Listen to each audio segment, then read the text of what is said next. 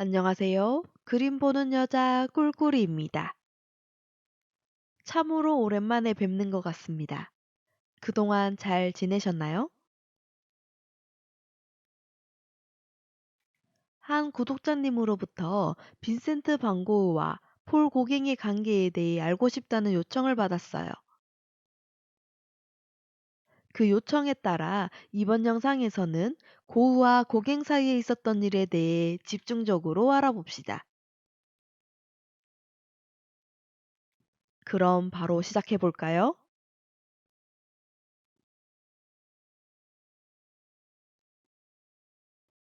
빈센트 반 고흐가 폴 고겐과 같이 살기 시작한 것은 고흐가 파리를 떠나 아르레에 정착하면서부터였어요. 그는 아르레에서 임시로 머물렀던 호텔을 떠나 노란 집에 새들어 살게 됩니다. 비록 파리를 떠나왔지만 아르레에 살면서도 여전히 화가들과의 교류를 이어나가길 원했어요. 자신이 머물고 있는 노란 집이 다른 화가의 화실이 되어도 좋다고 동생 테오에게 편지를 쓰기도 했답니다. 테오로부터 퐁타방에 살고 있는 고갱이, 아프고 빚이 많다는 소식을 들은 고은은 고갱을 아를로 초청했습니다. 그 과정에서 고갱과 고은은 서로의 자아상을 주고받아요. 이때 주고받은 자화상이 지금 여러분들이 보고 있는 작품입니다.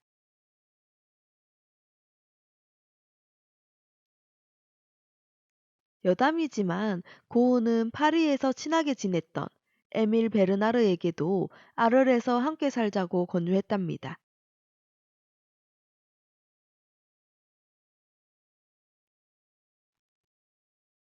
1888년 6월 말, 마침내 아르로 가겠다는 고갱의 답장을 받았지만, 정작 고갱이 아르에 도착한 것은 그해 10월 28일이었죠.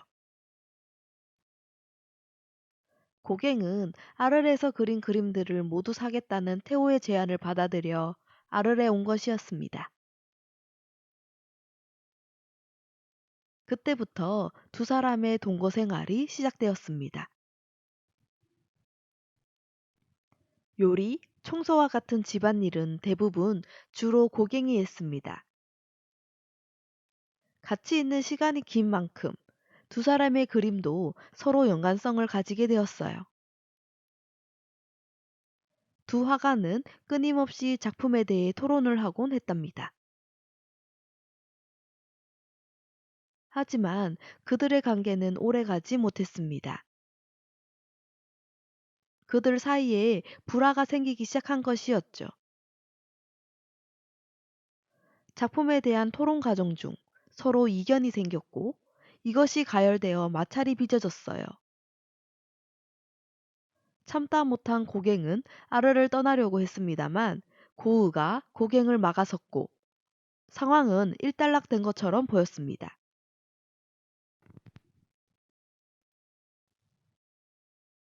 그러나 더욱 심각한 상황이 그들을 기다리고 있었죠. 1888년 12월 23일 홀로 산책하고 있던 고갱은 문득 이상한 느낌이 들어 뒤를 돌아봤습니다. 이때 고갱은 충격적인 상황을 마주해야 했습니다. 면도칼을 든 고우가 고갱을 향해 달려오고 있었던 것입니다. 고갱이 고우와 눈이 마주친 순간 고우는 그 자리에 멈춰섰고 자신이 살고 있는 노란 집으로 되돌아갔습니다. 충격을 받은 고갱은 노란 집으로 돌아가지 못하고 호텔에서 하룻밤을 묵었습니다. 그러나 충격적인 일은 여기서 끝이 아니었습니다. 다음 날인 12월 24일, 고갱이 집으로 돌아갔을 때 집 앞에는 경찰과 사람들이 모여 있었습니다. 집 안에는 피가 여기저기 묻어 있었고요. 고우가 자살 시도를 한 것이었죠.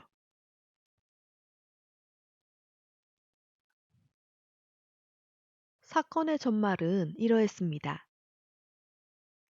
전날 고갱과 눈이 마주친 고우는 집으로 돌아가서도 흥분을 가라앉히지 못했습니다. 그 결과로 충동적으로 자신의 길을 잘랐고 그것을 들고 술집으로 향했습니다. 그곳에서 술집 여성을 불러 자신의 길을 주고 사라졌다고 해요. 경찰이 이 소식을 듣고 고우의 집을 방문했을 때 고우는 이미 혼수 상태에 빠진 채 자신의 침대에 누워 있었습니다. 그 사건이 채 봉합되기도 전에 고갱은 아르를 떠나버렸습니다. 고우가 의식을 되찾고 고갱을 찾았을 땐 이미 그는 그곳에 없는 상태였죠. 고우와 고갱의 관계는 이렇게 끝이 납니다. 그들이 함께 지낸 시간은 2달 남짓. 서로의 작품에 영향을 미쳤지만 이들의 관계는 오래가지 못했습니다. 그들이 함께한 시간은 서로에게 아픔으로 남았죠.